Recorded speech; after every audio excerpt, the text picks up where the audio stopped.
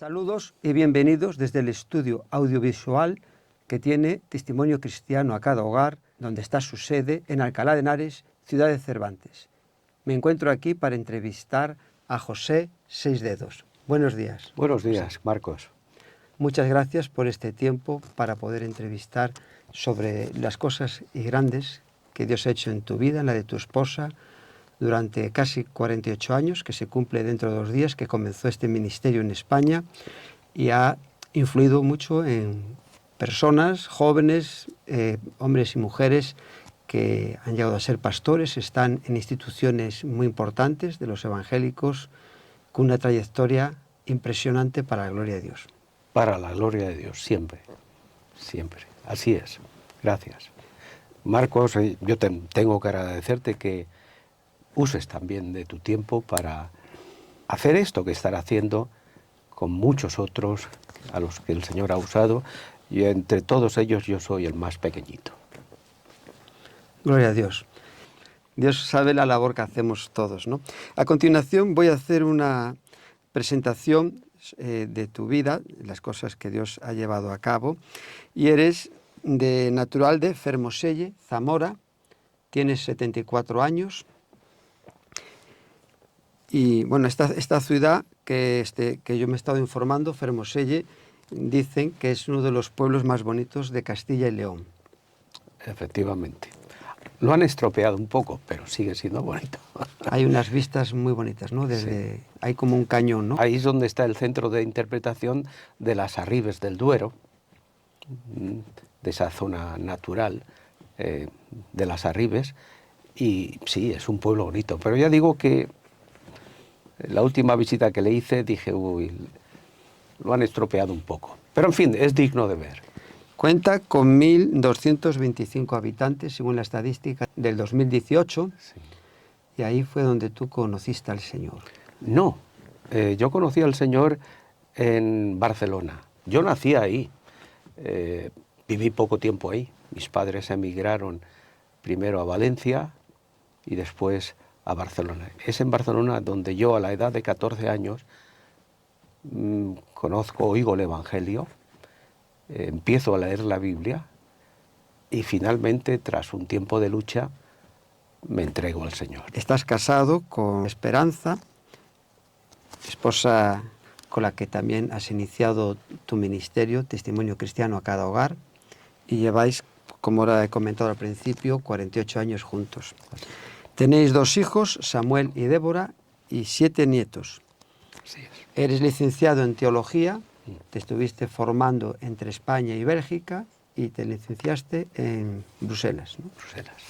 Has estado al principio como profesor de seminario, ejerciendo. Durante un breve periodo de tiempo, sí. Fundador de Testimonio Cristiano a cada hogar, el 2 del 10 de 1976. Hoy estamos a 30 de septiembre, dentro de 2 días se cumplen los 48 años. Sí. El 2 de octubre del 76, durante 5 o 6 meses ya habíamos estado trabajando. Fue el periodo de creación de estatutos, de materiales, los primeros materiales que edité, y de trabajar con el pastor, el doctor Cardona, José Cardona, lo que antes se llamaba la Comisión de Defensa Evangélica Española, y así que hubo un periodo de preparación previa. El servicio de inauguración tuvo lugar el 2 de octubre del 76. En ese servicio de inauguración compartió la palabra don Alberto Araujo. Grandes hombres de Dios. Efectivamente. Sobre José Cardona estuvimos hablando el otro día y fue muy interesante lo que me comentaste, cómo te aconsejaba. Me aconsejó muy bien. ¿Y cómo eran esos consejos? Sus consejos eran prácticos. Yo quería hacer unos estatutos que se centraran en el ministerio. Él me dijo, vamos a hacerlo más amplios. De todos modos, ahora mismo el traje que tenemos es este. Así que aprovéchalo. Y bueno, yo seguí su consejo. Era una persona con visión. Mucha, mucha. Humildad, al mismo tiempo un hombre que marcó mi vida, realmente. ¿Y como alguna cosa que haya como dices, marcó tu vida, que tú tengas en mente? Él me tuteló en cierto modo y impidió que yo me equivocara en algunas decisiones. Y eso no voy a decirte que me iba a equivocar yo, pero eso pues marcó mi rumbo, mi trayectoria. Y siempre le estaré agradecido. Fue una persona clave que Dios puso en tu vida para lo que se ha llevado a cabo hasta ahora. Pero no solo en la mía. Sí, sí, en ese caso. En el campo evangélico, sí, él era la persona a la que había que acudir. Implantaste el Ministerio de Testimonio Cristiano a Cada Hogar en más de 30 países. Sí, además de España, por la gracia de Dios, desde hace 25 años, el Señor me llamó a poner las bases de la misión de este ministerio en más de 30 países, casi 40. El otro día estaba pensando en cuántos y me puse a contar, y son casi 40 países. De más de la mitad de ellos no puedo hablar abiertamente, porque en esos países la predicación del Evangelio está prohibida. Ya te puedes imaginar dónde, pero no los mencionaré por amor y respeto a mis colegas. El Señor me ha guiado con su gracia a establecer las bases, a reconocer y nombrar a aquellos a los cuales Él ya había escogido, y formar con ellos equipos de misión, de la misión de Testimonio Cristiano a Cada Hogar, que es servir a las iglesias para hacer que el Evangelio llegue a todos los hogares, a todas las familias. Y lo estamos haciendo. Esto te ha llevado a mantenerte siempre así, ¿no?, en un plan discreto para no conceder entrevistas, una serie de cosas que pueden perjudicar la trayectoria del ministerio en esos países. Es la primera vez que concedo una entrevista así. Anteriormente me pidieron también salir en ciertos programas, etcétera, y siempre decliné la invitación, no porque no me atrajera salir, sino porque yo tenía que velar, no por mi seguridad, porque a fin de cuentas, cuando yo llego a esos países y hago el trabajo y demás, aparte de visitas esporádicas, que quienes quedan son los que están en el campo, que están haciendo la misión, y una indiscreción mía puede crearles muchos problemas. Ahora, pues, ya no estoy tan activo, aún lo estoy, en muchas áreas, pero ya parece que no, el peligro puede no ser igual. Yo no tengo ningún perfil definido en Facebook, no hay fotografías, no hay nada. Y me hubiera gustado, porque me gusta usar las herramientas que Dios pone a nuestro alcance. Y todo lo digital me atrae. De hecho, en el Ministerio de Testimonio Cristiano, aquí en España, tenemos un coordinador digital cuya labor es genial. Empezamos hace 3 años y yo vi la necesidad de hacerlo. Pero yo he tenido que autocensurarme a mí mismo por el bien de la labor que he realizado en numerosos países. Eres articulista y conferenciante. Sí. En 2018 recibes la Medalla de Honor del Consejo Evangélico de Madrid. La recibió, la recibió Testimonio Cristiano. En representación de Testimonio Cristiano. Y yo en representación de Testimonio Cristiano la recibí. Sí. Y estoy muy agradecido por ese honor, esa distinción. En el 2014 hiciste una reflexión en el Desayuno España, Oramos por ti, donde comentaste que las nuevas generaciones conozcan la historia de sus mayores y tengan en cuenta a Dios a fin de evitar la decadencia como los protagonistas en la historia bíblica por el pueblo de Israel. Sí, correcto. Esto nos une a lo que ahora nos vas a comentar de tu propia historia, sobre cómo comenzó en Cristo tu conversión, comentaste al principio, con 14 años. Sí, yo realmente el Evangelio bíblico, el Evangelio tal como lo hallamos en las Escrituras, llegó a mi casa a través de mi madre. Mi madre era una persona devota, una católica devota, que buscaba a Dios. Y siempre había estado muy enferma, y en una casa de la población de Viladecans, ella fue invitada a una reunión, asistió a esa reunión y Dios tocó su corazón, escuchó la palabra de una forma que nunca antes la había conocido o nunca antes la había oído, y cuando volvió a casa, a mi padre, que se llama José como yo o yo como él, hubo un tiempo en que la mitad de los españoles éramos José y la otra mitad María, o sea que, pues ella le dijo a mi padre: José, he escuchado la palabra de Dios de una forma que nunca antes la había oído y he aprendido a orar. ¿Y tú quieres que oremos?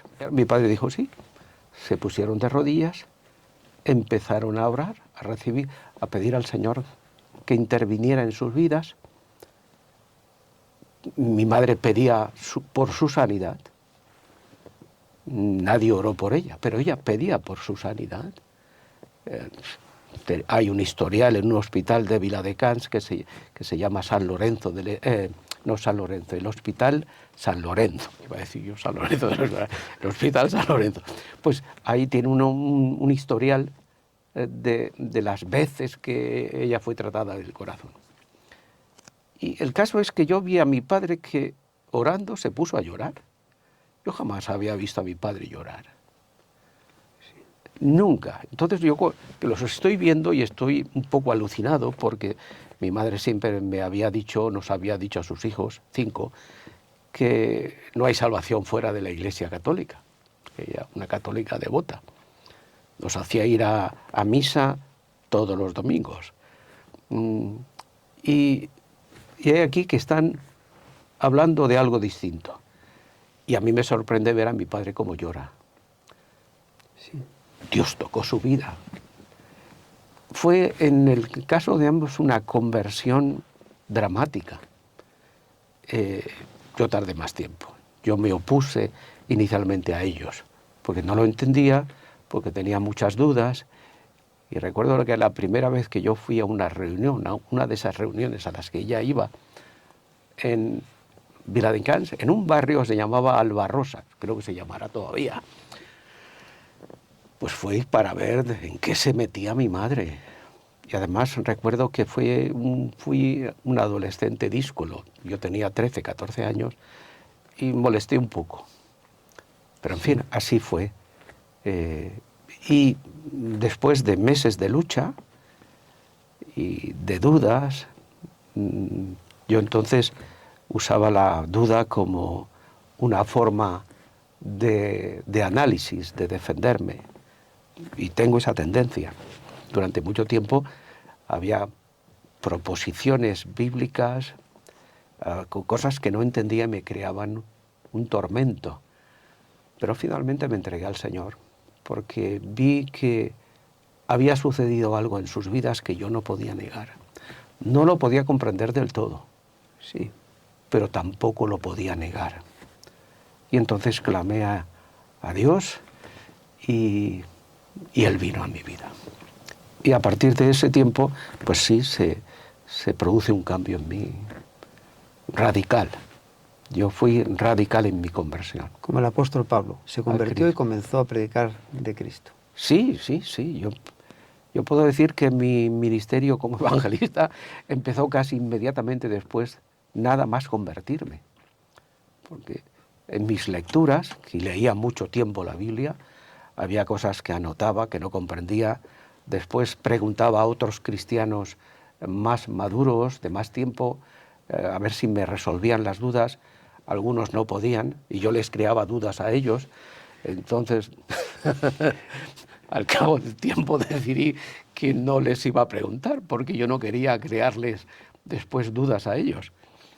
Pero anotaba mis dudas y fui creciendo de esa forma, pero leí en las lecturas de la Biblia, Hechos capítulo 4, versículo 12, que no hay salvación en ningún otro, porque no hay otro nombre dado a los hombres bajo el cielo en el que podamos ser salvos.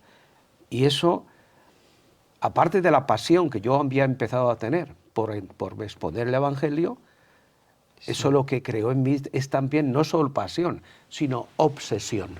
Es decir, yo estaba obsesionado en hacer que el Evangelio llegara a todos, a todas las personas. Y además, yo pensé, si es verdad que no hay en ningún otro salvación y que es vital que su nombre sea conocido, que la gente escuche, pues yo escuche o lea, entonces sí, yo debo hacer todo lo posible para hacer que el mayor número de personas escuchen el Evangelio en el menor tiempo posible. Así fue como yo empecé a evangelizar, iba solo a la calle y hablaba con la gente. Y por las casas. Y también. Por las casas, sí. Yo, estando en el templo en el que empezamos a congregarnos, vi que en una estantería estaba llena de folletos, de tratados. Le pregunté al pastor, ¿y esto qué es? Estos son folletos para hablar de Cristo. Yo dije, hombre, yo no tengo formación bíblica, no tengo conocimiento. Era un adolescente, tenía 14 años, recién cumplidos, así, ¿y los puedo usar yo? Sí, sí. Entonces yo cogía todos esos folletos y los fui fundiendo. Quiero decir que empecé a visitar el barrio donde yo había crecido, a llamar a las puertas, presentándome, hablando a la gente, a las amas de casa, con cuyos hijos yo me había peleado anteriormente, porque yo crecí ahí. Cosas de chavales. Era un barrio que estaba cerca de campo, montaña, y jugábamos y nos peleábamos. Entonces yo, heme aquí que estaba hablando con señoras con las cuales pues sí, yo había tenido mis enfrentamientos. Mi madre me preguntó, hijo, ¿y no te da vergüenza? Digo, un poco, pero me sobrepongo. Así es como empecé a evangelizar. Con el tiempo yo cubrí esa población, cubrí una serie de poblaciones alrededor de donde yo vivía y digo cubrir porque formé equipos de jóvenes, de los demás jóvenes, cuando vieron que yo salía, oye, pues nosotros también queremos ir contigo. Y así fue como algunos me preguntan cómo yo me convertí en evangelista, en predicador. Pues no fue nada extraordinario, fue algo muy natural, una respuesta a la acción consecuente a lo que leía. Estuviste de ayudante de tu pastor. Sí. Y te tocó servir al Señor en tiempos con dificultades durante la transición, porque naciste en el año, ¿en qué año? ¿1950? No, 49. 49. En diciembre del 49. Casi entrando... No voy a decir la fecha para que nadie me empiece a llamar. Digo que con 14 años, pues ahí estamos en el 63. Sí. En una época en plena dictadura. Sí. ¿Y qué viste? ¿Cómo impactó eso en tu vida? Porque ahora hay un recorrido, desde tu conversión hasta ahora. Ha habido... Sí, bueno... No era fácil ir por las casas, porque yo conozco y he entrevistado a un pastor que por estar en Burgos en la casa vino la secreta y le trajo a Madrid, a la jefatura. Bueno, quizá, claro, Burgos, una población del interior, en la provincia de Barcelona, que es donde yo crecí inicialmente, éramos tolerados, no teníamos un reconocimiento formal, pero yo nunca me sentí perseguido allí, no. Nunca en el pequeño local en el que nos congregábamos tuvimos problemas ni con los vecinos ni con las autoridades, no. Esa fue mi experiencia. O sea que desde un punto de vista social o político, yo no vi ese rechazo. Sé que lo hubo en muchos otros sitios. Más, hace un tiempo yo estuve, bueno, hace mucho tiempo, más de 20 años o 30 años, me invitaron a predicar en una boda Y además el culto, la boda se celebró en la iglesia de General Lacy. Yo fui invitado a predicar esa boda. No era un miembro de la iglesia de General Lacy, pero el templo de Lacy siempre ha sido un referencia para eventos y para celebraciones como esta. Y la reunión tuvo lugar allí. Y el que se casaba, los contrayentes, él era un profesor de un centro de educación católico, creo de jesuitas. Y asistieron todos los profesores y profesoras, todos ellos religiosos. Sí. Y yo recuerdo que en el banquete yo me entretuve mucho hablando con unos y con otros y llegué de los últimos y me tocó sentarme con todos los religiosos. Y cuando llego nos sentamos mi esposa y yo, y el que presidía la mesa, esa mesa, pues era el director del colegio. Y se presentó. Y me dice, me ha encantado el sermón. Dice, deberíamos tener más relación los católicos y los evangélicos. Digo, estoy de acuerdo. Entonces me dice, ¿le puedo confesar un pecado? Digo, bueno, pues lo puede, pero ya sabe que los evangélicos no creemos en la confesión auricular. Claro, yo le dije eso de broma. Dice, sí, ya, pero mire, es que...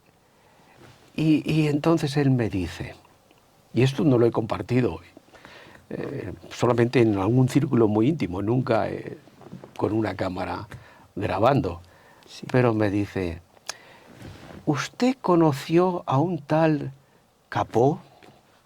Digo, ¿cuál? Porque hay Humberto Enrique Capó. Y digo, fue un pastor de Mahón, de Mallorca. Y él me dice, sí. Dice, es que yo, cuando era jovencito, pertenecía a un grupo de la parroquia y de vez en cuando íbamos a molestar a los hermanos separados, dice, instigados por el párroco, a tirarles piedras en sus reuniones. Dice, eso lo hice bastantes veces. Dice, y después salí de allí, me fui a estudiar, y me he arrepentido tantas veces de eso. Y dice, así que, y he querido siempre pedir perdón por eso. Dice, así que se lo confieso a usted para que de alguna forma me perdone. Digo, pues yo conociendo o teniendo referencias como las tengo de quien entonces era el pastor allí, yo estoy seguro que si usted le pidiera perdón, él con todo el gusto respondería positivamente. Así que ego te absolvo. Bueno, pero entonces le digo, sin embargo las cosas han cambiado mucho. Y había una monja que me dice, sí, hijo, sí, han cambiado, gracias a Dios. Así que en muchos sitios sí que había más rechazo, en otros no tanto. A mí me tocó empezar donde no había demasiado rechazo. Ahora, en una perspectiva, ¿no?, de 60 años, ¿qué cosas echas de menos en los evangélicos hoy y qué nos falta por hacer? ¿Qué echo de menos? Una pasión por conocer la Biblia de verdad, por adentrarnos en el texto, en la palabra, en dejar que la palabra brote y nos hable.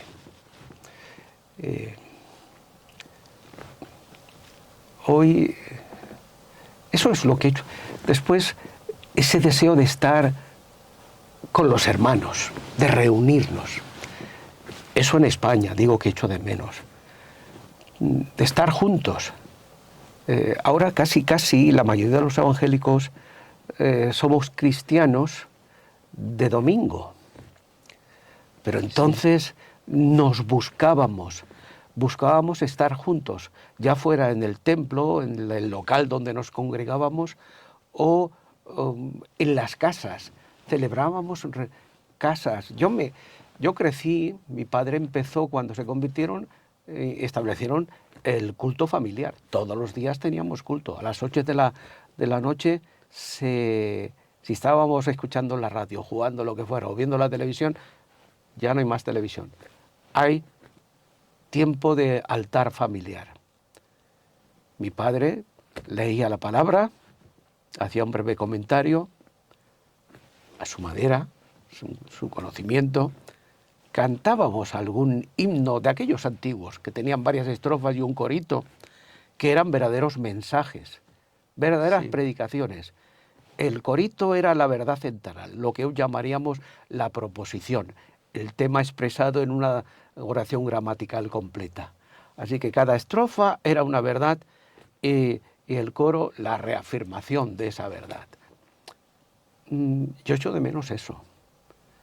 Hoy nuestros cánticos, algunos son muy buenos, centrados en la santidad, en el Señor, pero en muchas iglesias los cánticos hablan más de nosotros que del Señor.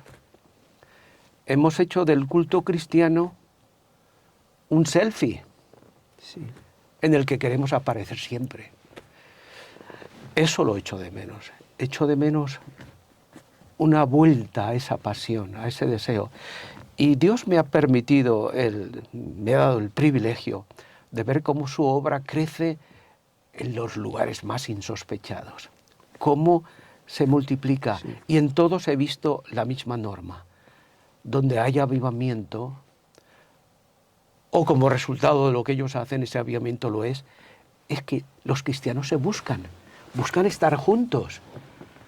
Y si tú lees el Salmo, cuán bueno y cuán delicioso es estar los hermanos juntos en armonía. La gente, los creyentes se buscan el contacto, el amor, estimularse mutuamente, animarse al amor y las buenas obras. Eso lo echo de menos. Porque lo veo poco. No es que no lo haya, pero lo veo poco.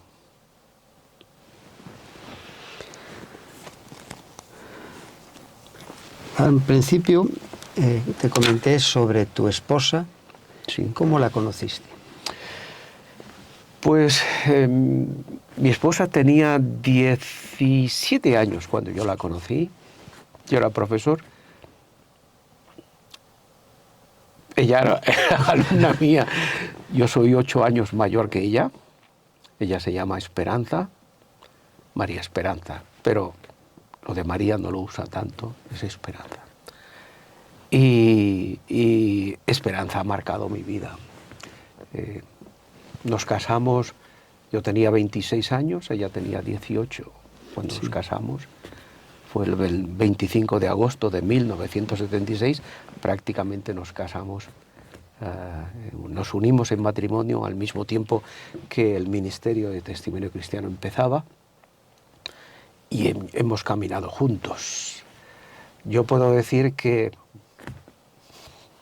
aquí voy a hacer un poco de broma, Pablo escribió que la esperanza que se ve no es esperanza, porque lo que alguno ve hay que esperarlo, pero yo puedo decir que yo he vivido esa esperanza y vivo esa esperanza, pero también tengo una esperanza que también toco. Vemos unas fotos del ministerio con ella. Sí. Hay una que está aquí en este boletín, preciosa, donde ella te está mirando y se nota ahí un amor. Y está en una máquina de escribir. Vemos y continuamos.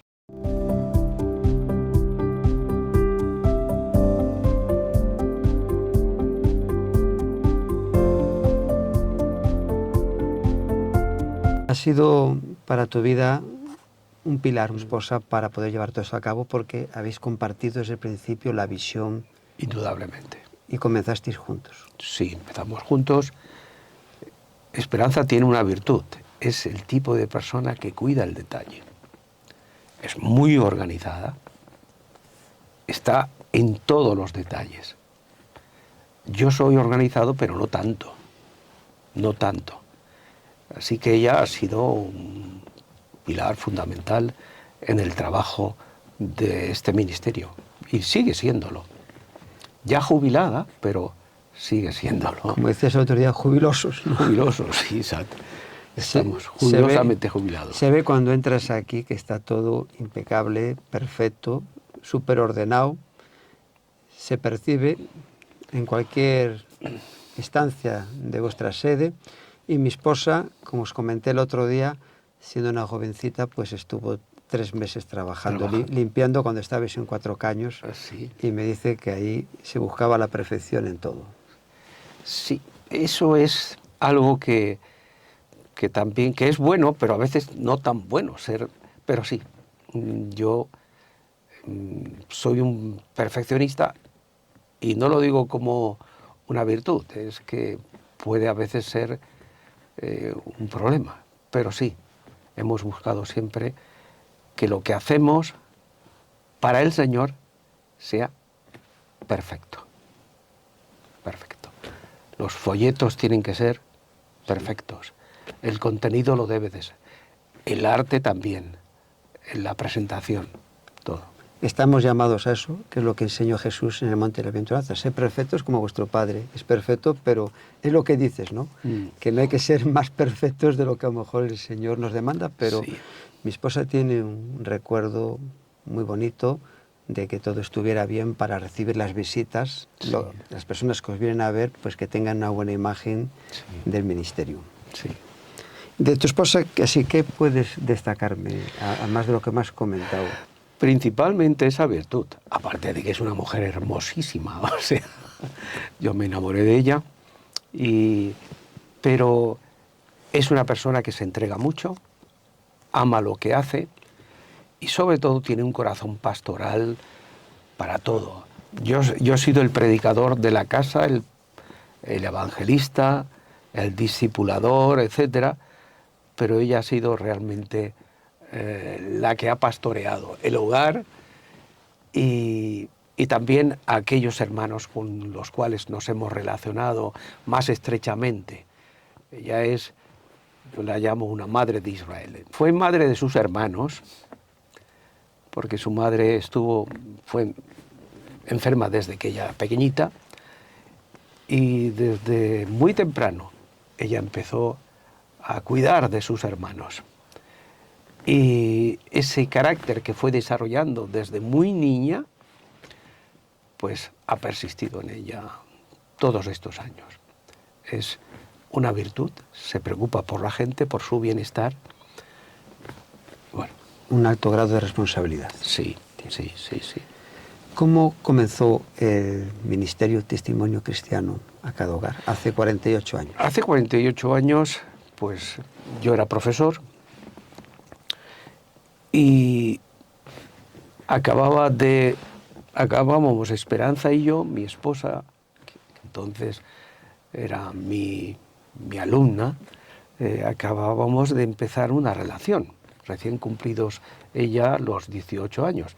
Por cierto, en aquel entonces una mujer con 18 años todavía no era mayor de edad, no podía votar.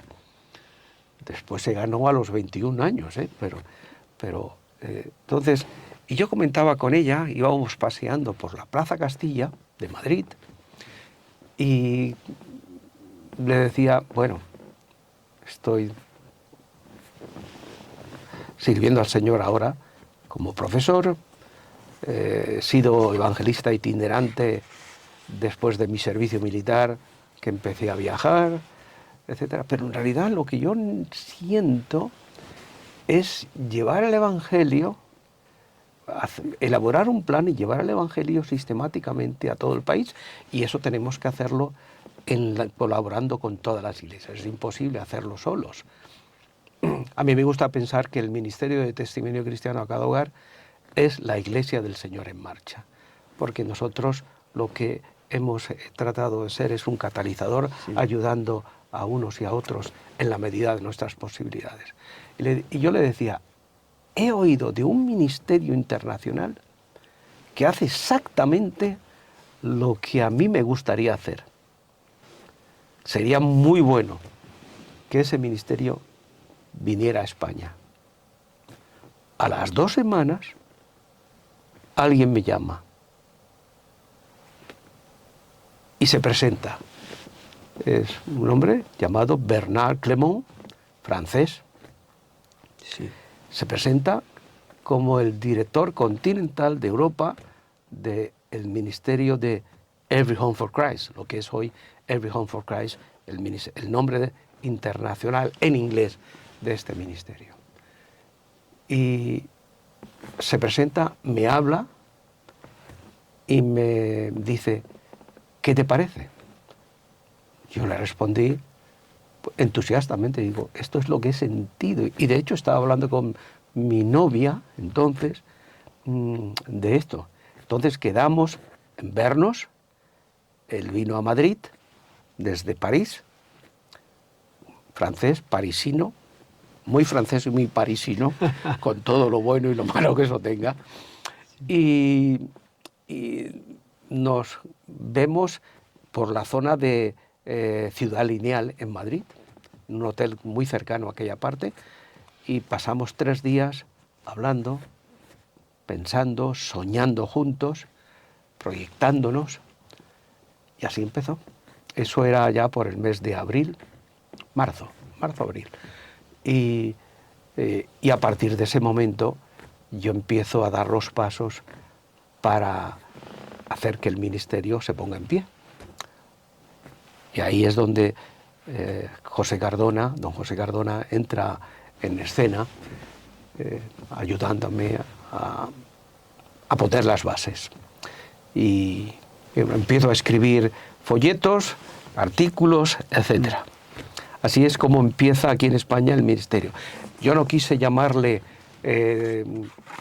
como entonces se llamaba, Sí. porque se llamaba entonces, había pasado de ser Cruzada Mundial de Literatura, que inicialmente fue allá por el año 1945, y se llamaba entonces Every Home Crusade, que es cruzada casa por casa. A mí la palabra cruzada en aquel entonces no me gustaba mucho por la carga negativa que tenía de siglos de cruzadas y demás. Entonces yo dije, bueno, ¿qué es lo que yo quiero llevar en España? Yo quiero llevar el testimonio cristiano a todo el mundo, a los hogares, a la gente en la calle, etcétera. Testimonio, así que le llamé Testimonio Cristiano a cada hogar. Y Testimonio Cristiano a cada hogar es lo que ahora tenemos. En tu vida hay como una interrogante porque nunca sabes cómo esta persona se enteró de tu teléfono. No lo sé. No lo sé. Me cabe pensar que yo me quedé en la casa pastoral de una iglesia de habla española. En Francia. En Francia, en París. Creo que hay varias. ¿Fuiste allí para...? No, yo estaba de paso. Ah, sí. Yo volvía de Bruselas, lo hacía en tren, llegué en tren desde Bruselas a París y desde París tenía que coger el tren para Barcelona, que es donde vivían mis padres. Y en París unos hermanos dijeron, ¿por qué no te quedas con nosotros un día, 2 días?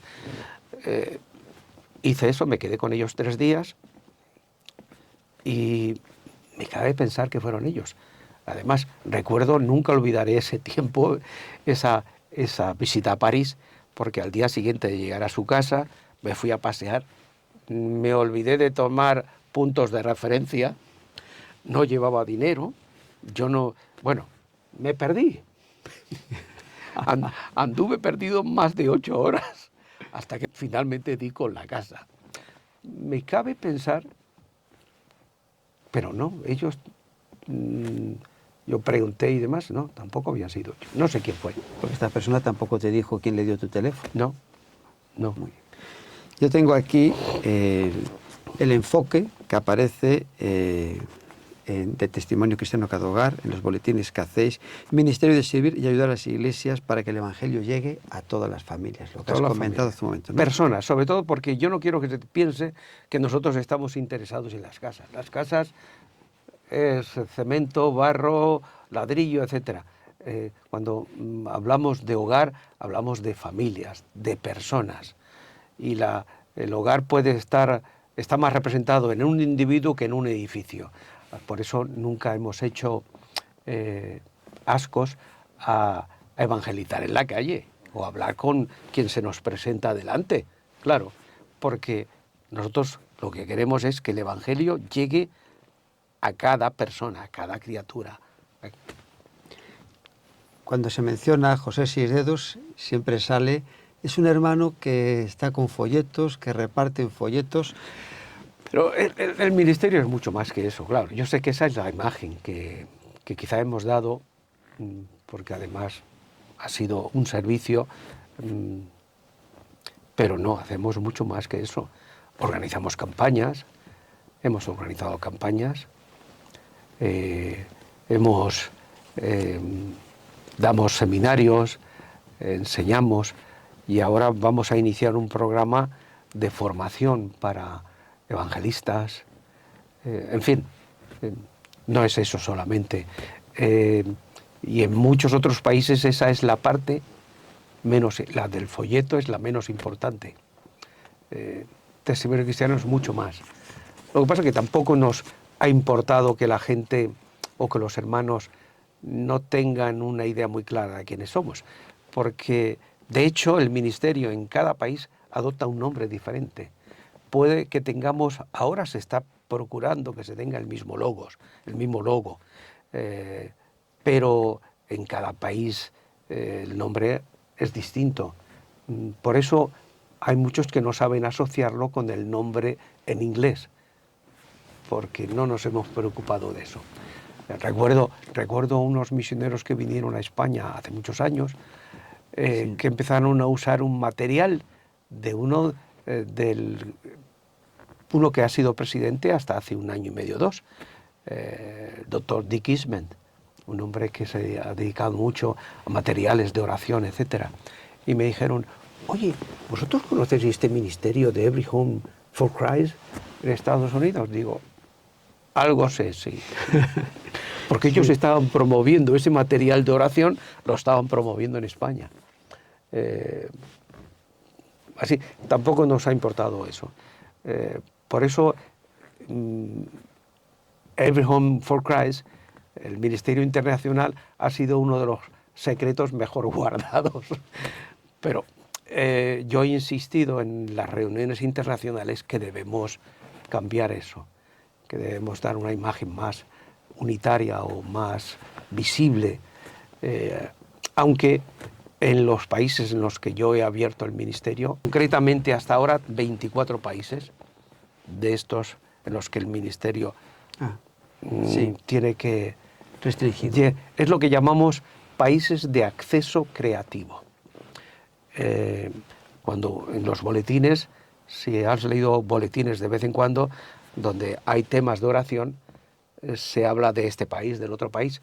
Cuando aparece un país de acceso creativo, significa que no podemos hablar abiertamente de esos países.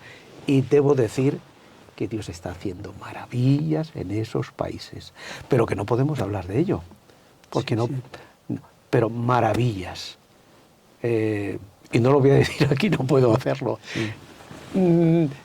Quiere salirme por la boca, porque lo que Dios está haciendo es extraordinario, maravilloso, en conversiones milagrosas. Bueno, gloria a Dios. Líderes políticos y religiosos que se están convirtiendo. Amén. Gloria a Dios. Llegará el momento pero que... no puedo decir más.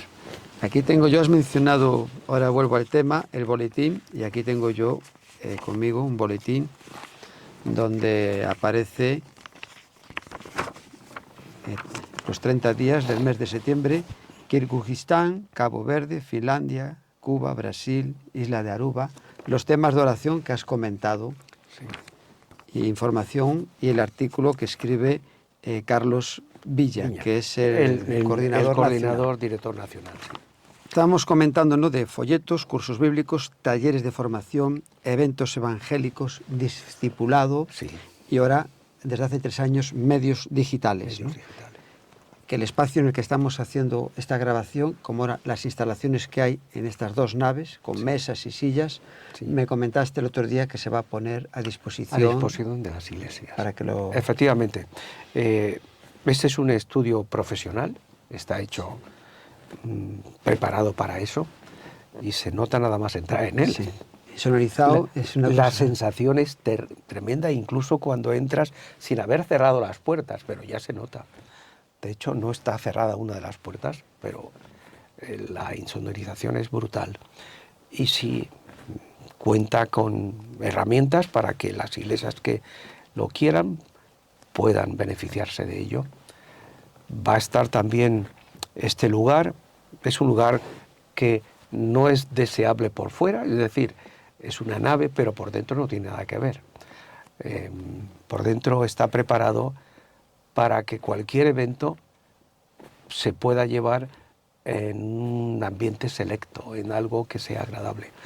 Y aquellas iglesias que tengan algún evento que realizar y que con su local se quedan un poco cortos, etcétera, si lo quieren, hablando con Carlos y Aurelio, que son los que ahora los quienes he delegado, pues ellos pueden usar estas instalaciones. Pero, en fin, ellos lo anunciarán muy pronto. Sandra. ¿Para cuánta es la capacidad de personas sentadas aquí? Pues sí, entre las dos secciones yo calculo que se acerca a los 350. Vale. Hombre, si están muy cómodos en filas de sillas, pues 350 o quizá más. Lo que pasa es que también está muy preparado para mesas redondas, Sí. para tiempos de diálogo, de reflexión, etcétera. Así que bueno. Donde también lleváis a cabo lo que estoy comentando aquí, hacéis cursos de formación. Sí. ¿Y cómo son esos cursos para, en colaboración con las iglesias, para evangelizar? ¿Qué temas tocáis así? Varios, eminentemente prácticos. Una pequeña guía del curso. Es eminentemente prácticos, es decir, cómo entablar conversación. Y al final todo se reduce a perder el miedo, a empezar a hablar con la gente. Muchos creyentes quieren obedecer al Señor a la hora de dar testimonio de Él, pero tienen miedo, tienen vergüenza, no saben cómo empezar. Eso es lo que aquí enseñamos. Y de eso se encargan Carlos y Aurelio. Y también bueno, del discipulado. Exacto, y discipulado. Sí, hemos desarrollado materiales de discipulado. Testimonio Cristiano siempre ha hecho un énfasis en la necesidad de discipular y tenemos materiales para eso. Para las iglesias, ¿no? Para que las los quieran iglesias, solicitar. Para las iglesias. Pero ha habido iglesias que después de distribuir folletos, etcétera, cuando nosotros recibimos los contactos, siempre decimos que lo ideal es que la propia iglesia visite posteriormente a la gente. Algunas, no pocas.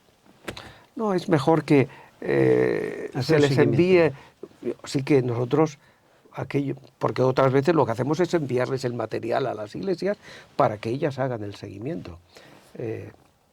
Así que ese seguimiento, ese discipulado, se ha hecho de dos maneras. Con la iglesia más el material, eso es lo ideal. O el seguimiento hecho a la distancia con el estudio de cuadernos de reflexión cristiana, que nosotros llamamos, y hay una serie de cuadernos de reflexión cristiana que Testimonio Cristiano pone a disposición tanto de las iglesias como de las personas que después de haber leído un folleto se interesan por el Evangelio y quieren conocer más. A lo largo de estos 48 años es incansable, para la gloria de Dios, todo lo que habéis hecho en campañas, recorrer pueblos, ciudades grandes, pequeñas, Sí. zonas costeras. Habéis estado en multitud de sitios. Sí. Y hay dos campañas que me gustaría preguntarte. Primero es la de Bermeo. Estaba el pastor Julio Díaz. Y ahí ocurrió algo muy especial cuando fuiste con lo de Miguel Ángel. Sí, Julio Díaz, nos pusimos de acuerdo con él para una campaña en Bermeo. Él era pastor en Bilbao, pero tenía un punto de misión también en Bermeo. Y había por allí algunas familias. Y entonces nosotros fuimos a colaborar con él. Y estuvimos una semana o 10 días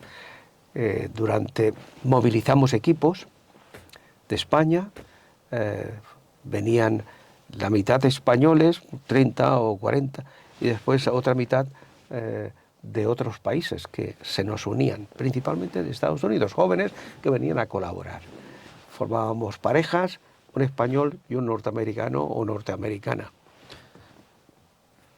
Por eso en esas campañas ocurrían más cosas que solamente evangelizar. Era una ocasión también para entablar conocimiento e incluso enamorarse y casarse. Ese fue el caso de mi hijo, que conoció a su esposa en una de esas campañas. Bueno, fue el único caso. Y en Bermeo, concretamente, después de toda una semana o 10 días de campaña, Julio me dice, ¿por qué no vamos? Acababan de asesinar a Miguel Ángel Blanco, de Ermua, este concejal de Ermua. Sí. Y, ETA. ETA. Así que fuimos a verles a Ermua un día, ya el último día de campaña, él y yo, Julio Díaz y yo. Y creo que vivían en la 5ª planta los padres. Llamamos al timbre, nos presentamos, y dijimos, mire, somos una pequeña representación de la Iglesia Evangélica, y veníamos aquí a expresarles nuestro sentir y nuestro apoyo en oración.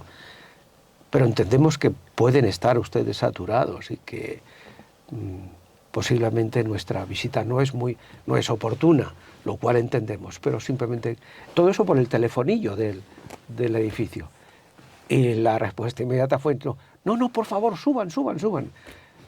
Estuvimos con ellos unas 2 horas, escuchándoles y hablándoles de la fe en Cristo. Finalmente oramos. Ellos oraron con nosotros y nos fuimos. Pero en fin, sí, eso fue Gloria a Dios. una experiencia. Sí. Y en Sevilla, con Gavino, Festival de Jesús. Festival de Jesús, yo recuerdo... estaba de pastor allí nuestro querido Gavino, que Gavino está con el Fernández, Señor. y él fue clave en esa campaña. Celebramos una campaña. Cuando hacíamos esas campañas, movilizábamos a un equipo que nosotros teníamos y movilizábamos iglesias. En esa ocasión movilizamos no solamente iglesias de Sevilla, y Gavino fue clave en eso. También un hermano de asambleas de hermanos, el hermano José Fernández, precioso hermano, al que por cierto no sé si aún vive, espero que sí. El caso es que se movilizó todas las iglesias y le llamamos Festival de Jesús, porque íbamos a empezar con un festival. La idea era un festival, un día de festivo, en una celebración en un teatro o en un cine, en la que participaran todas las iglesias. Y después, todo eso seguido después de haber previamente, se había mapeado la ciudad, y cada iglesia se hacía cargo de una parte. El pequeño equipo de testimonio cristiano se hacía cargo también de otra. Es decir, para ese evento, esa celebración, ese festival, hicimos pasquines, pósters, se llenó toda la ciudad, invitando al festival. De modo que fuera un evento que hiciera visible a la iglesia en Sevilla. Sí. Y alquilamos el Teatro Álvarez Quintero, que tenía espacio para varios miles. Yo a primera hora, yo fui de los primeros que estuve allí, a primera hora me presenté allí, y eso fue en 1978. Lo sé muy bien porque mi hijo estaba naciendo en ese momento, de repente, y yo no estaba, mi hijo Samuel. Y así que era por el mes de noviembre, principio de noviembre, o mediados de noviembre. Ahora, pero sé que fue en el 78 y fue en noviembre. Y yo le dije a los acomodadores, por favor, no dejen que nadie suba a la parte de arriba, hasta que todo esto se llene, la de abajo. Ellos me dijeron, no se preocupe usted, para ahí arriba no va a subir nadie. Porque creían que no había suficientes protestantes en Sevilla. No sé si eran todos evangélicos, había mucha gente de fuera también. O sea, que se llenó la parte de abajo, la de arriba, e incluso había en pasillos y en el hall de entrada, pues estaba lleno. Así que cuando yo llegué, después de haber estado mucho tiempo por la calle, me dice, don José, se ha llenado, se ha llenado. Y sí, estuvo Loyola, estuvo compartiendo la palabra el pastor Antonio Gómez de Córdoba, estuvo el director europeo del ministerio nuestro, y sobre todo había mucha participación musical, claro que sí, de varios grupos locales y de Madrid, que habían venido. Sí. Hubo 2 iglesias que fletaron 2 autocares con gente para aquel evento. Fue un evento, sí, que de los primeros que hicieron festivales de Jesús. Fue Testimonio Cristiano Cazador con las iglesias de Sevilla. Es decir, y otras denominaciones, que no era nada fácil en aquel tiempo. Había mucha separación, ¿no? No es como ahora, que a través de los consejos evangélicos. las denominaciones estaban muy marcadas, entonces lo siguen estando, pero yo creo que todos estos años han servido para ir creciendo en un respeto mutuo. Ser capaces de reconocernos, de respetarnos mutuamente, de reconocer la diferencia o de ver la diferencia no como algo que nos desune, sino algo que nos puede enriquecer. Porque cada familia denominacional pues es como cada casa, cada familia. Es decir, hay elementos comunes y elementos diferenciadores.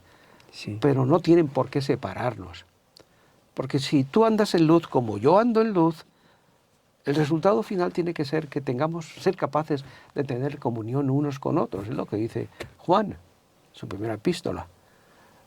Mi espiritualidad y mi desarrollo espiritual sí, no tiene por qué ser exactamente igual al tuyo, pero no tiene que ser un elemento que nos divida, sino al contrario, que nos una, si somos capaces de ver que quien ha obrado en mí es quien está obrando en el otro, y que lo realmente importante es la centralidad de Jesucristo en la vida de cada cual. El énfasis denominacional Sí. hay que practicarlo en lo privado. No es necesario ir con una bandera que sirva para dividirme, para separarme del hermano. Así que yo soy un buen elemento denominacional con cada denominación, porque cuando estoy con hermanos yo me siento un hermano. Cuando estoy con hermanos bautistas, yo soy bautista. Cuando soy pentecostal. Para mí, lo importante es el lugar que Jesús ocupa en tu vida. Nada más. El ministerio que desarrolláis, pues eso es con todas las denominaciones. Sí, y no hay en nuestros materiales ningún énfasis que esté cargando tintas sobre esto o sobre lo otro. No. Abierto para que todos puedan puedan utilizarlo y ser de bendición. Sí. Me comentaste el otro día que me parece que fue con la Unión Bíblica, ¿no? 2 millones, denominación te pidió primero 2 millones de folletos y después 4. No, creo que 2 o 4, no recuerdo. Eso fue el pastor a quien yo admiraba mucho, don Roberto Vélez, quien nos pidió, sí, materiales, pero lo han hecho también después las Asambleas de Dios, es decir, distintas denominaciones que en un momento puntual han pedido muchos folletos, de una clase u otra, dependiendo del momento. Nuestros folletos yo he procurado que sean folletos atemporales, al mismo tiempo que contextualizados, pero que se puedan usar en cualquier momento. Por eso folletos que escribí hace 48 años, me los volvieron a pedir. Iglesias de Zaragoza, el primer folleto que escribí se titulaba El verdadero cambio. Y Iglesias de Zaragoza hace unos años me dijeron, necesitamos ese folleto. Y para que cambie, el texto era el mismo, con algunas matizaciones, pero el diseño no. Esta vez el diseño, el primer folleto eran unas flechas, y en este caso el diseño era, representaba un cambio de agujas, de tren. Sí, y son folletos que se siguen usando atemporalmente. Aquí tengo varios, no sé si está aquí a lo mejor que me estás comentando de lo No, que... ahí no está. Pero hay muchos. Este Sí. también es muy conocido. Ese es muy conocido, sí, porque es el que muestra las diferencias entre católicos y evangélicos. Este se ha hecho una versión, está la antigua y Sí, la moderna. este ha conocido distintas versiones. El futuro está escrito, debo decir, que este es un folleto que se está usando, se ha usado mucho, ampliado. No, iba a decir el país, no lo puedo decir. No lo puedo decir. Y este de dos corriendo, confiar. Alguien en quien confiar. Sí. Aquí, este es un folleto que el texto lo hicimos para el cambio de siglo, en el 2000. El texto lo hice, formaba parte de 3 textos, es decir, de 3 folletos distintos, y este título era el segundo, Alguien en quien confiar. Aquí se ha cambiado, el texto sigue siendo válido, pero los diseños... El formato. Los diseños se agotan. Es bueno renovarse con el tiempo. Claro, claro. Y aquí lo que muestra es a 2 deportistas que van corriendo. Uno va con los ojos tapados y va atado al que va delante. Es decir, es un ciego que practica deporte, pero que depende de su guía. Pues alguien en quien confiar. Sí. Sobre este, que lo hemos comentado al principio, Sí. porque yo creo que es uno de los que más he visto. Sí. Esto es una adaptación de un material que vi y que lo vi, la primera vez que vi lo vi a través de Gabino. Me dio un texto, lo trabajamos un poco y lo editamos. Y es también un folleto muy usado, está bueno, Sin miedo lo hicimos hace poco, hace 3 o 4 años, Desenfadado, en fin, La temática todo fue por ti. Todo fue por ti lo escribí después de que surgiera la película La Pasión, de Mel Gibson. Era una película muy violenta. Sí. En realidad se ve mucha sangre, mucha crueldad. Sí. Pero termina la película con la resurrección de Jesús, pero es un instante y termina. Sí. Entonces me propuse escribir un folleto que explicara el porqué de aquello, el porqué del sufrimiento, y que la gente entendiera que todo aquel sufrimiento, bueno, abundo en ello aquí, todo fue por ti, por nosotros. Así que cada folleto ha respondido a un momento, pero después siempre se siguen pidiendo. Es decir, hay folletos, tenemos como, no sé, hay 30 o 40 folletos, algunos llevan años sin editar. Pienso en un folleto que edité hace unos años y que fue muy usado. Muestra un payaso en la portada. Además, ese folleto, estando en Sevilla, en una reunión de pastores, en el descanso, se me acerca un obrero, un hermano, Sevilla capital habla, y saca un folleto, un trozo de papel, folleto, del bolsillo trasero y me dice: ¿sabe usted, conoce usted quién ha hecho esto? ¿Conoce este folleto? Lo despliega, porque además se notaba que lo lleva, y dice: yo siempre llevo este folleto aquí detrás. Digo que si lo conozco. Digo, sí, lo escribí yo. Y me dice, con este folleto yo me convertí. Yo era drogadicto. Es el folleto titulado ¿Hasta cuándo? Una interrogante. Yo era drogadicto. Y la lectura del folleto, la asistencia a la iglesia, me cambió. Yo no creo que la gente se convierta solo por un factor. Yo creo que son muchos factores los que confluyen y hacen que el Espíritu Santo se vale de todo eso para en un determinado momento obrar en el corazón. Nunca me atribuiré el mérito de una conversión, porque yo lo que nos hemos limitado es a sembrar, a enseñar, a discipular y dejar que el crecimiento lo dé Dios. Así que lejos esté de mí gloriarme, sino en la cruz de Cristo, dijo Pablo. Y eso es lo que yo digo también.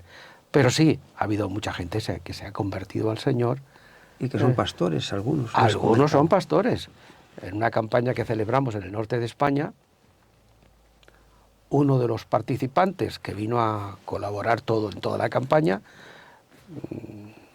era de la provincia de Zamora, se presentó y que él se había convertido por un folleto que había hecho el curso bíblico a distancia, ¿no? A distancia, que había después ido al seminario y que ahora estaba pastoreando la iglesia en la que él había empezado a congregarse. Pero eso nos ha pasado muchas veces.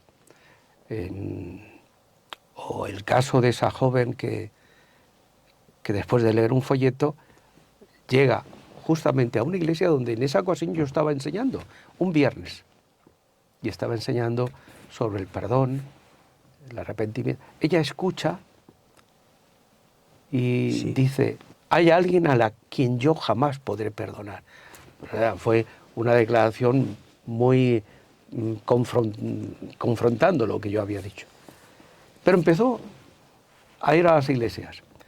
Y un día yo estaba en la misma iglesia y predico, o voy a predicar, pero hay un tiempo en el que si alguien quiere levantarse y dar un testimonio. Ella se puso en pie, la voy a llamar Pepa, no se llama Pepa, sí. Debo respetar su privacidad. Se pone en pie y me dice, ¿me recuerda? Digo, sí, claro, no te iba a recordar. Ahora puedo decir que ya puedo perdonar a mi padre. Y yo pensé, es algo difícil perdonar a un padre, que a fin de cuentas, perdonar a un padre, a un familiar, pero cuando empezó a decir por qué podía ahora perdonarle, sí, dice, yo sufrí durante 7 años abusos de mi padre. Con 16 años me escapé de casa. Mi madre no me defendió, ya lo sabía. Sí. Y durante mucho tiempo he sentido un odio total. Ahora mi padre está en una residencia muy enfermo y he ido a decirle que le perdono. Eso solo lo puede hacer Dios. Sí. Ese cambio radical, esa transformación. Y todo empezó con una pequeña semilla. Pero esa pequeña semilla, por la gracia de Dios, va creciendo y sin que sepas cómo, nuestra labor es como la del sembrador. Siembras y te acuestas, te vas a dormir, no sabes cómo, pero si la semilla tiene vida y el Evangelio debe contener, un tratado, un folleto, un material de discipulado debe contener suficiente Evangelio para ser semilla viva. Si la semilla es viva, puede dar fruto cuando menos te lo esperas. Vemos unas imágenes de las campañas que habéis hecho con los equipos de trabajo y continuamos. Muy bien.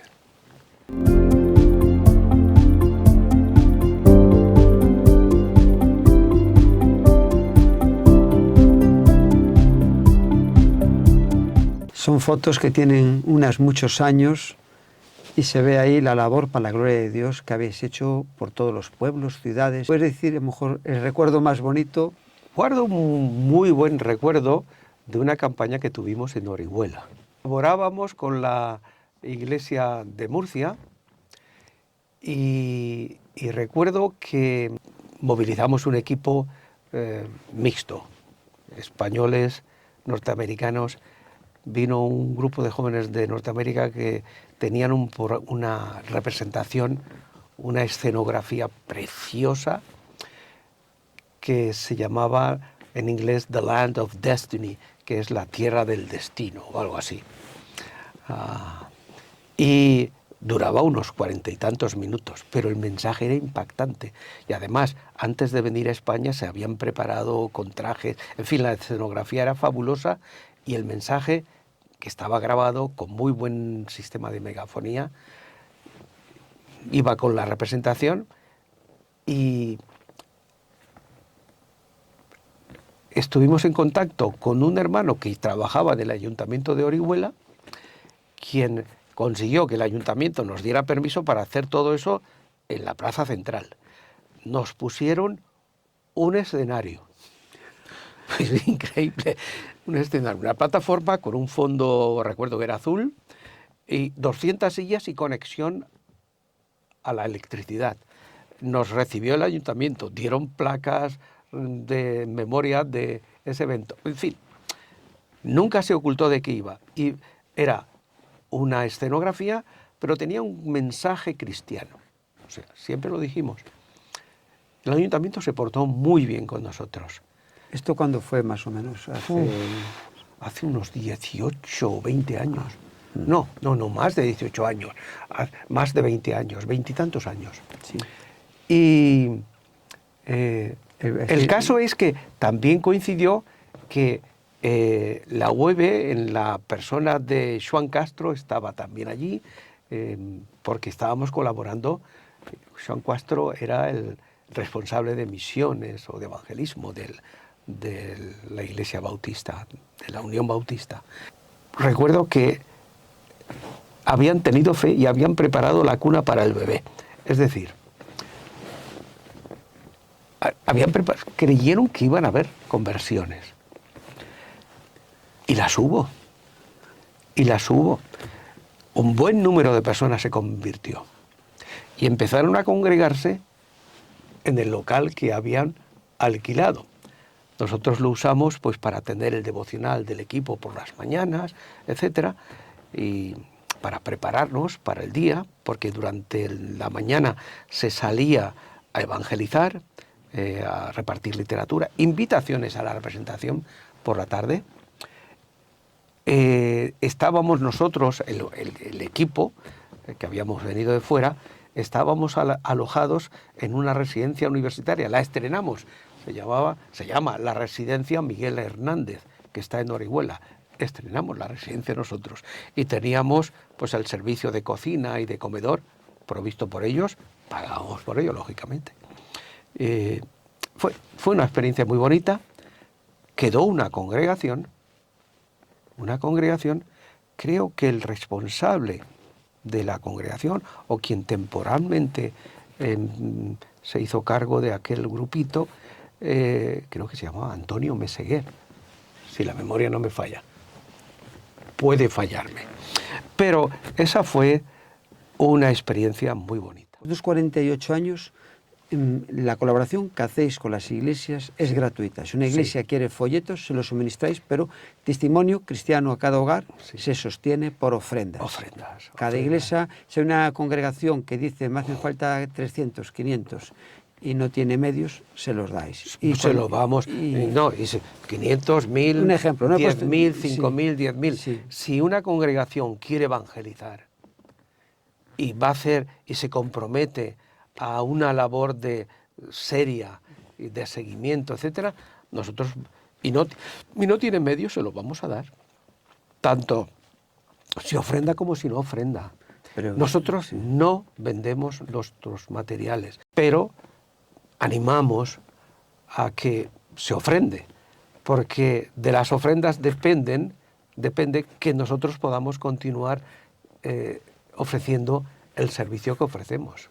Aquí comentáis en el boletín que hubo una fecha en la que casi, aquí comentáis, en el junio de 1996, el Ministerio enfrentó serias dificultades financieras que amenazaban con cerrar sus puertas. Sí, porque Testimonio Cristiano se sostiene por ofrendas que recibe localmente, pero también ofrendas del exterior.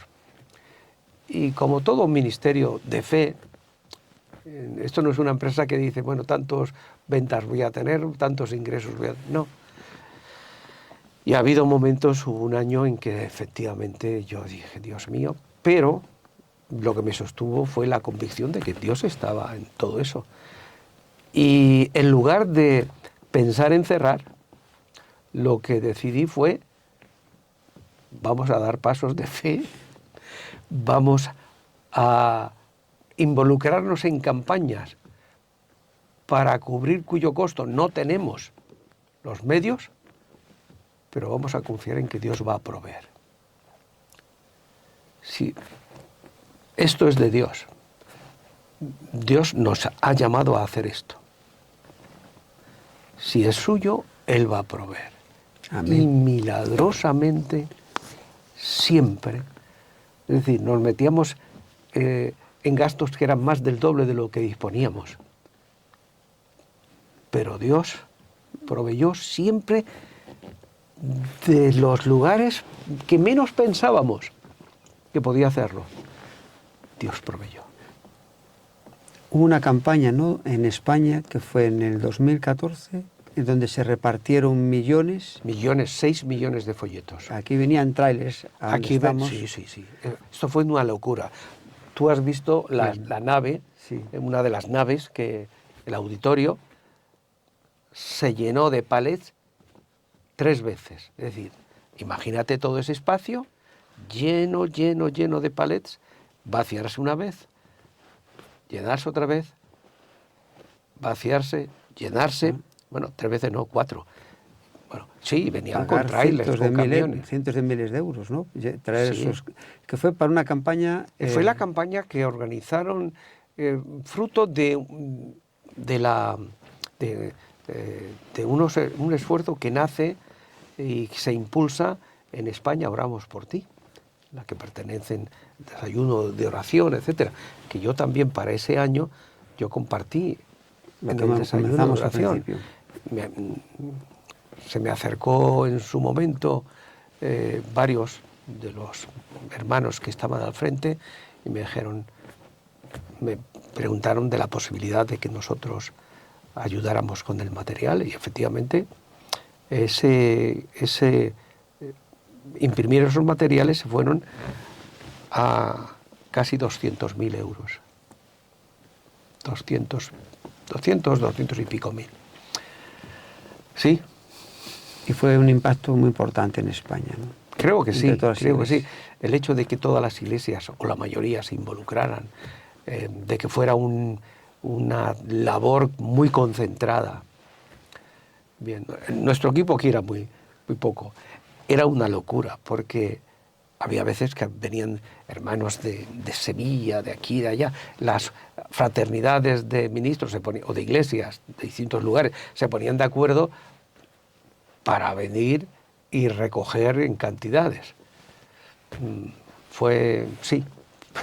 El equipo nuestro no estaba preparado para Fue un reto. Fue un reto, porque además, no solamente aquí teníamos material, en algunos puntos de Madrid se dejaron ahí también materiales para que las iglesias fueran a recogerlo. Era una locura.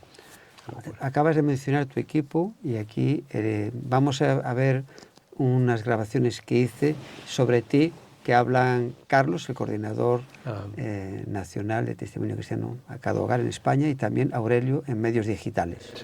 El Ministerio de Testimonio Cristiano a Cada Hogar, un ministerio que lleva 48 años en nuestro país y cuyos fundadores fueron José Seisdedos y Esperanza. ¿Qué suponen o qué significan ellos actualmente para el ministerio y para mí personalmente? Sus vidas son una vida que refleja el carácter de Cristo, aman su palabra, aman al Señor, cada día se empapan de las Escrituras y viven lo que en ellas tenemos. Así que es un ejemplo a seguir, es un ejemplo a imitar. Como el apóstol Pablo decía, ser imitadores de mí como yo lo soy de Cristo, yo sé que ellos por su forma de ser y por su carácter jamás dirían eso. Pero es un ejemplo a seguir porque siguen el ejemplo de Jesús y cada día hacen por tener el carácter de nuestro Señor Jesucristo. Así que tanto José como Esperanza son personas a imitar y personas a seguir porque siguen a Jesús.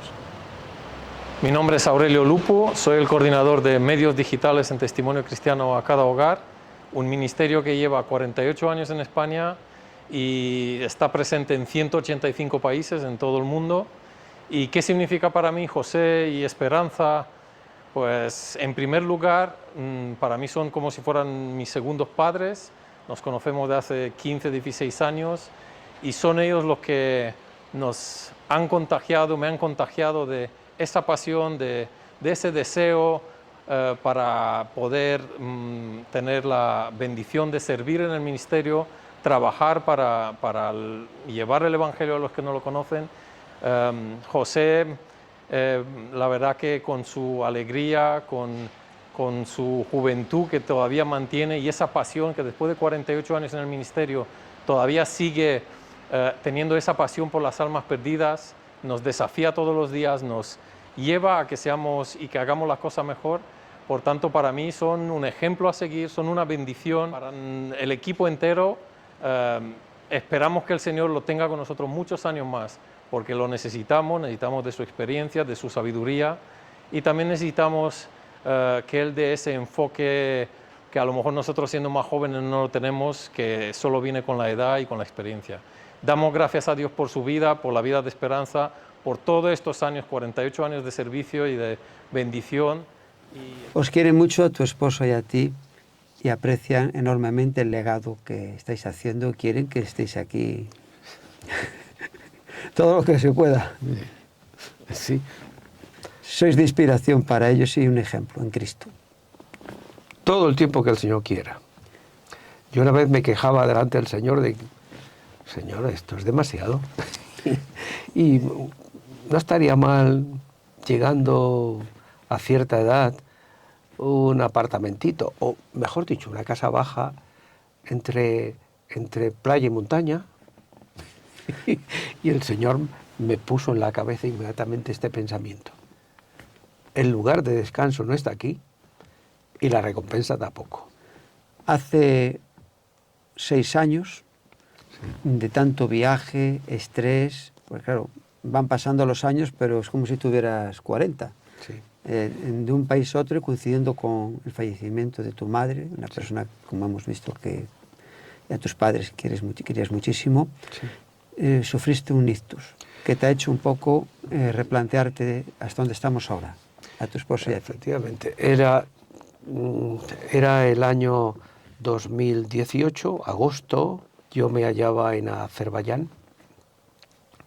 De allí tenía que ir a otro país de la zona y de ese país de la zona a otro país. Y yo recibo en Azerbaiyán, en Bakú, que ha fallecido mi madre, así que tengo que regresar a Barcelona para su entierro y al día siguiente parto de nuevo hacia la zona en la que me encontraba. 2 semanas después, estando ya en España, estoy preparando un viaje a Estados Unidos, una conferencia en la que tengo que hablar.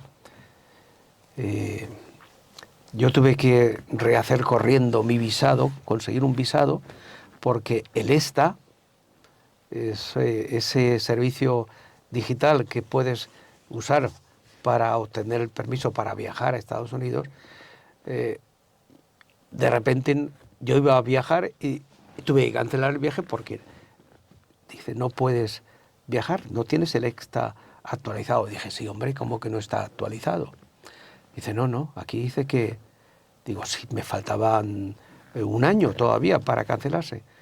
Entonces el que me atiende en facturación en el aeropuerto me dice, ¿has cambiado el pasaporte? Y dije, sí, había cambiado el pasaporte después de 10 años. bueno, antes de 10 años, tenía tantos sellos que tuve que cambiarlo. Y no me di cuenta de que al cambiar ya por tiempo, yo había cambiado ese pasaporte varias veces, pero siendo en un periodo de 10 años, tienes el mismo número. Cuando ya se ha acercado el último cambio, creo que era el cuarto o el quinto, del pasaporte físico, pues ya no me habían dado otro número. Y no me di cuenta de eso. Resultado, tengo que hacer inmediatamente a ver si me renuevan el aeropuerto. No puedo, porque tienes que responder una serie de preguntas y te dicen si has estado en este país, una serie de países en los que yo había estado en todos. Claro, inicialmente me niegan el no puedo viajar, pierdo el billete, etcétera, pierdo el vuelo y tengo que correr, conseguir un visado físico en el aeropuerto, en la embajada de Estados Unidos en Madrid. Consigo eso, logro organizar mi viaje para el 18 de septiembre de 2018, pero el 17 de repente empiezo a sentirme mal. No sabía qué era, claro, no sabía. Yo pensé que era una especie de mareo por estrés, lógico. Y traté de relajarme en casa, estaba por Madrid, volví a casa, traté de relajarme, lo hice, me relajé, me quedé como dormido en 40 minutos en el sillón.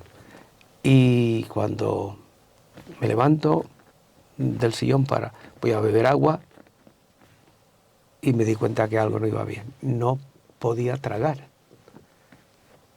Trato de beber agua, es una sensación muy rara, ¿eh? Sí, Tratar de beber agua y no poder tragarla.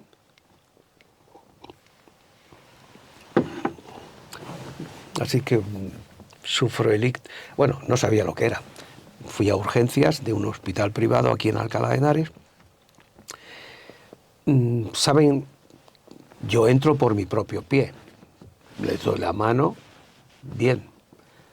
Les digo lo que me pasa, que he sentido como una gran presión en el cráneo, que es como si me hubiera puesto un casco de motorista.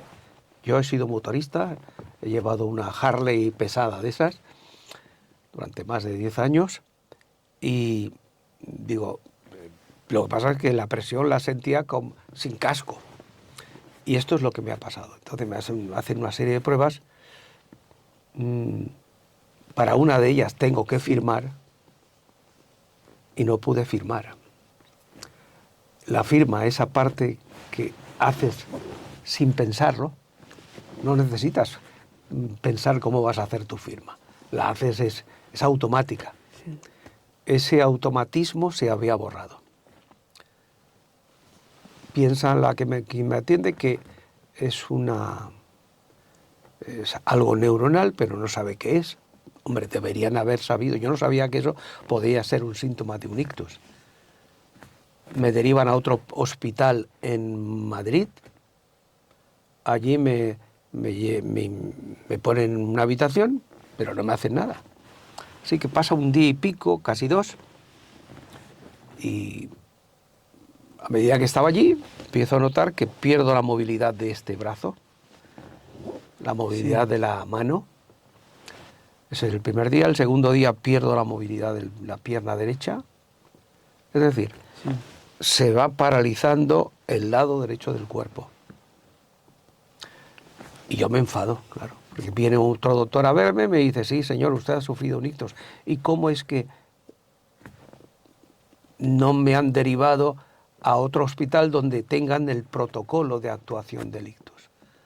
Dice, así, se quitan responsabilidades uno de otros. Aunque ya digo, yo sé muy bien cuáles son mis imperfecciones.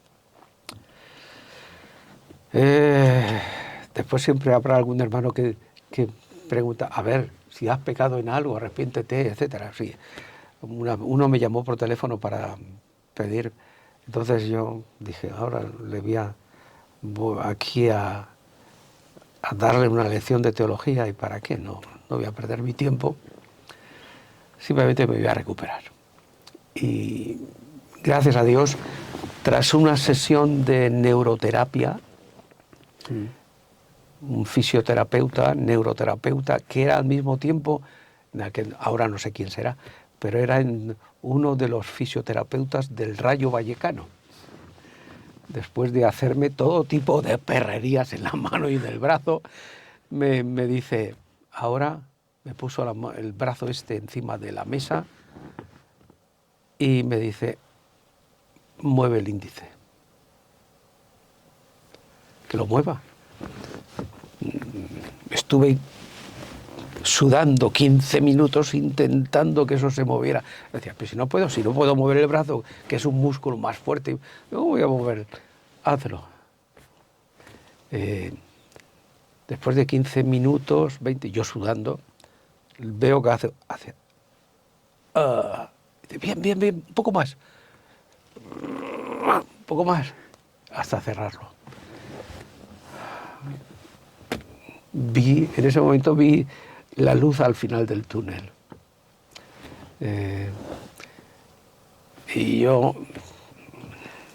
Para mí la oración es el diálogo abierto del alma con Dios, 24 horas al día.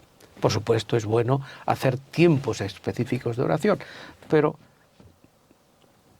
yo también me he habituado, como muchos y como tú seguramente y tantos, a dialogar con Dios. Y yo dije, Señor, si va a ser así, tú puedes, no ya decir la palabra, simplemente con que pensara y me sanara, podría.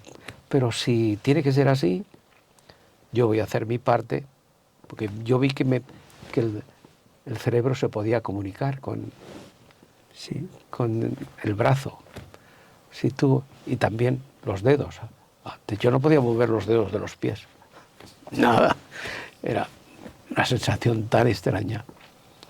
Pero si va a ser así, yo voy a hacer mi trabajo.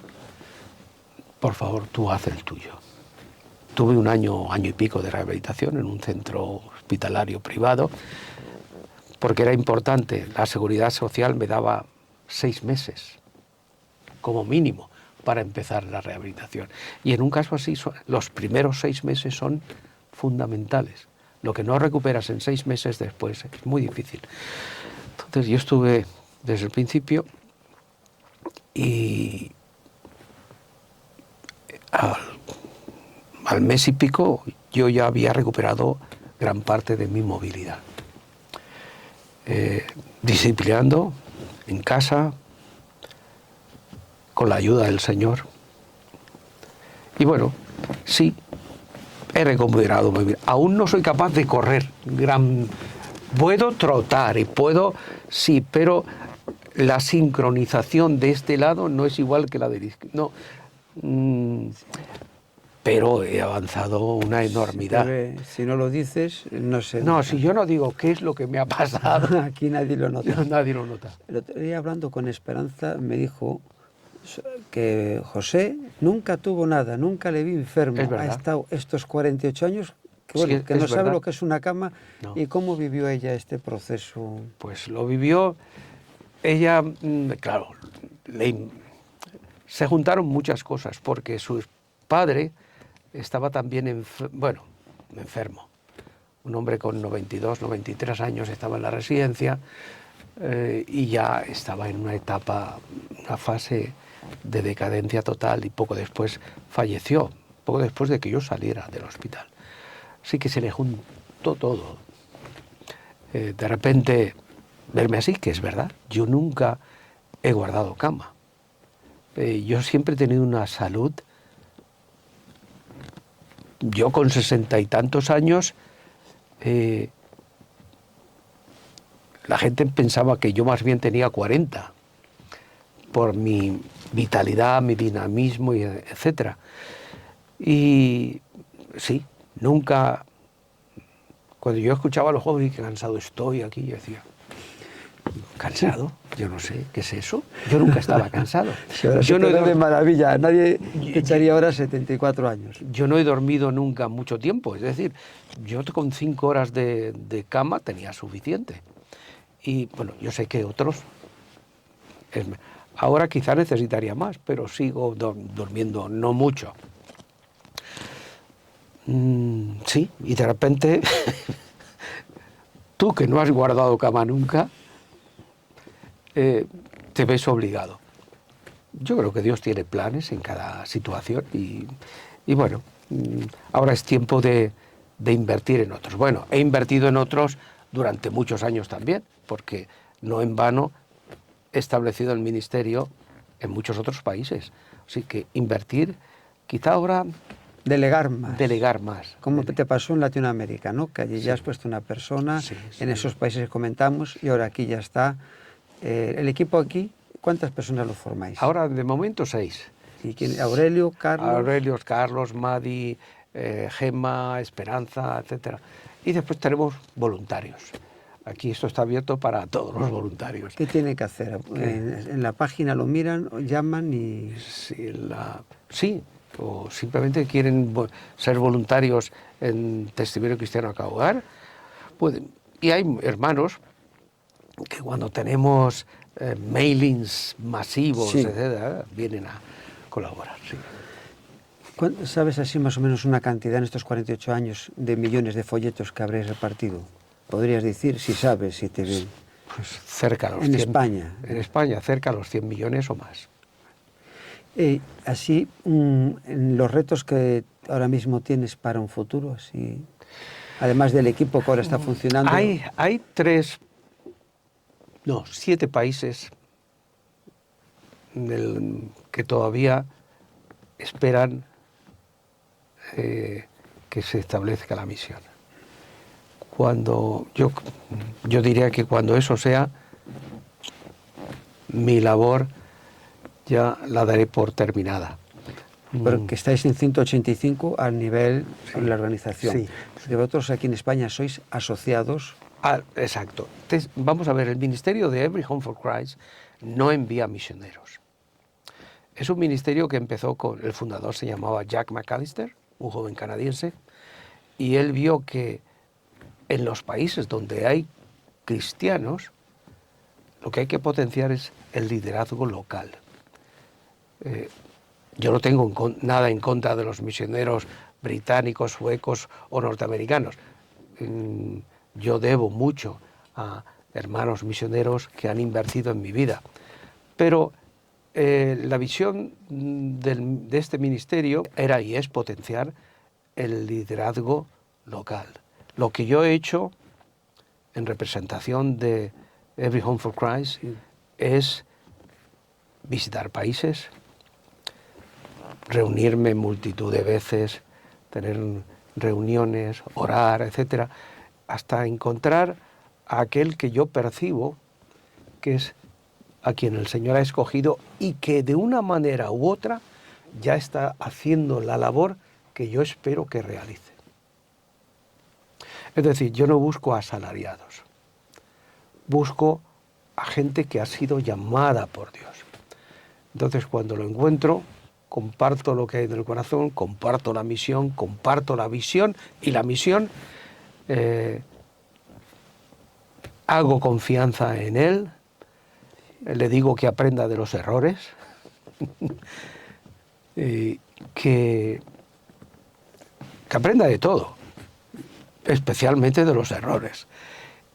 Y si él es capaz de aprender, yo que forme al equipo con las verdades que tiene que formar su equipo, tiene que contextualizar el mensaje que ha de proclamar. Y, es decir, el mejor misionero es el misionero local. Sí. Porque no tiene que aprender el idioma, no tiene que aprender la cultura, ya la lleva incorporada y es más barato.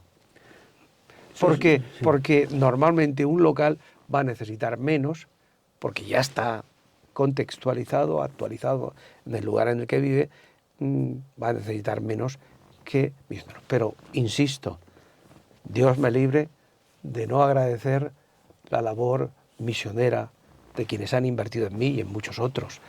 Simplemente digo que en nuestro caso esto es lo que hacemos. Las personas que están trabajando como el fundador en cada país son personas que Todos con son el local. tiempo son sustentados con el ministerio, con las ofrendas. Exacto, ofrendas, y animamos que inicialmente ofrendas de fuera, pero animamos que también aquellos a quienes sirve no solo tengan una mentalidad receptora, sino dadivosa, dadora, generosa, porque el Señor nos llama a eso, no solamente a recibir, sino también a dar. Es más bienaventurado dar que recibir. Que recibir. Para terminar, un pasaje de la Escritura que tengas, sé que hay muchos, al principio comentaste ese de Sí. Hechos 4:12, uno que tengas siempre ahí como un pilar en tu vida también, o varios, lo que tú consideres. Uno, voy a dar uno porque a fin de cuentas es uno que lo engloba todo.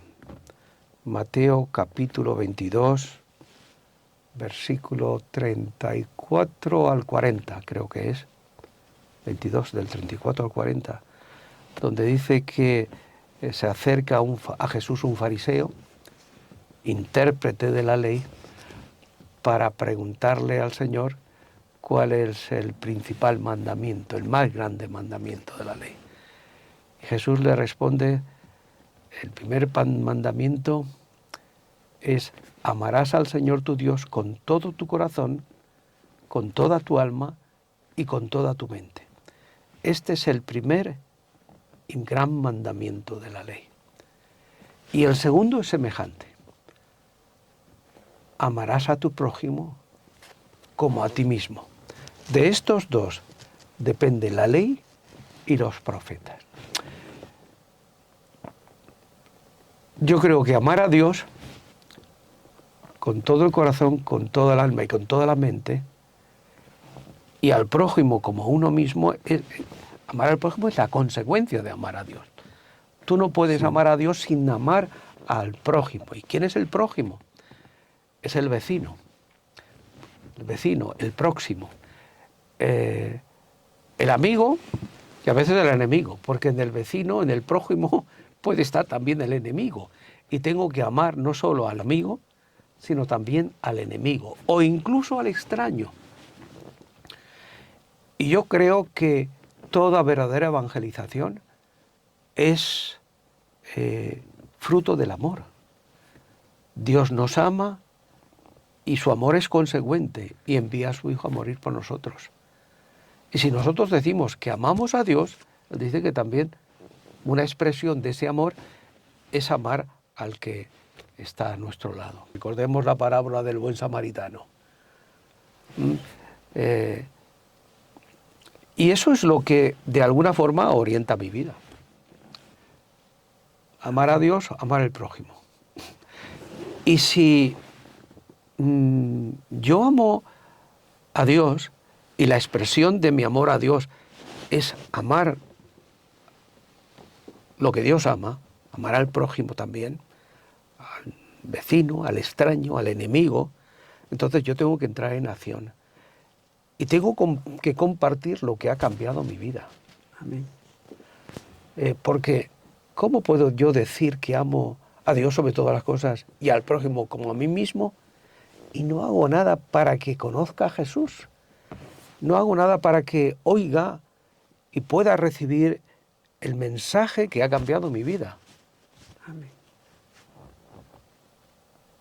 Amar a Dios Amén. se traduce en una acción consecuente. Y ese es una de los principios orientadores que ha regulado mi vida. Para terminar, siempre digo, mirando a esta cámara, unas palabras que Dios ponga en tu vida para las personas que están viendo la entrevista. Lo que acabo de decir prácticamente lo resume todo.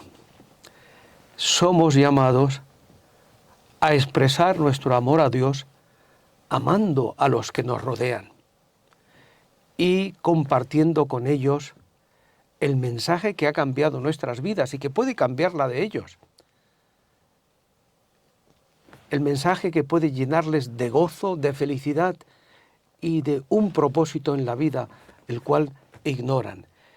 Y sé muy bien que no todos tenemos o tienen el don ministerial que capacita un ministerio netamente evangelístico. Pero todos los cristianos, aparte del don que cada cual pueda tener, todos los cristianos somos llamados a dar testimonio del Señor, a contar lo que Él ha hecho por nosotros, a decirle al vecino, al amigo, al compañero de trabajo, al compañero de estudios: Dios ha cambiado mi vida y Él puede cambiar la tuya. Y si tú eres consciente de que quizás has fallado en eso, es tiempo de rectificar. Es tiempo de pasar a la acción. Y si decides pasar a la acción, Testimonio Cristiano te puede ayudar.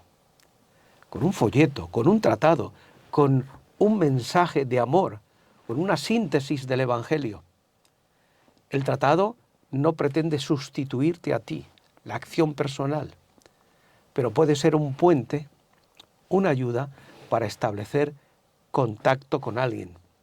Es muy fácil extender la mano y decirle a alguien: tome este folleto, lea su mensaje cambió mi vida, puede hacerlo también con usted. Y si crees que podemos ayudarte, nosotros estaremos encantados de hacerlo. Dios te bendiga. Muchas gracias, José Seisdedos. Te conozco desde que vine a vivir aquí a Alcalá de Henares con mi esposa hace 27 años. 27 años. En diferentes ocasiones he venido a buscar tratados, me has atendido. No hace mucho para Fuego en tus huesos, que se celebró aquí en Madrid. Y es una bendición siempre estar contigo, oírte, y el trato y el cariño que he recibido aquí de todo tu equipo, y todas las personas que vienen siempre salen encantadas. Gracias, Marcos. Tú eres una bendición también para mí y creo que para el cuerpo de Cristo. Muchas gracias.